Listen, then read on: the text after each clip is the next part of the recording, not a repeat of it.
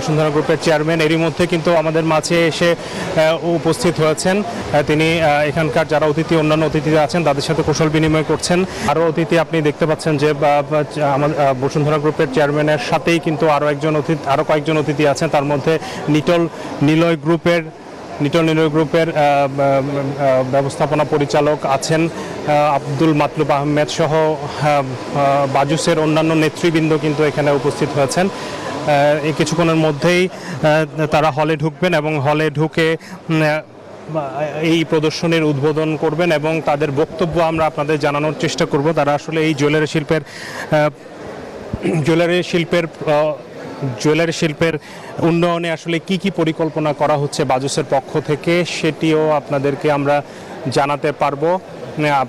আপনারা নিশ্চয়ই জানেন যে বাবু, আপনাকে জানিয়ে রাখি, জুয়েলারি শিল্পের বাজার কিন্তু বিশ্বের বাজারটি অনেক বড়, যেখানে আমরা এখনও সেই জায়গাটি দখল করতে পারিনি, যেটি নিয়ে আসলে এতদিন খুব বেশি চিন্তা ভাবনাও করা হয়নি। কারণ এই শিল্পটি খুবই অবহেলিত এবং ছড়িয়ে ছিটিয়ে ছিল।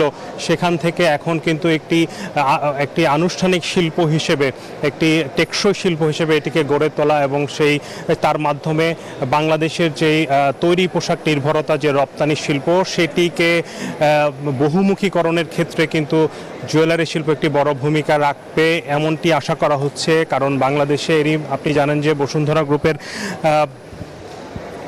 গ্রুপের উদ্যোগে কিন্তু বাংলাদেশে প্রথমবারের মতো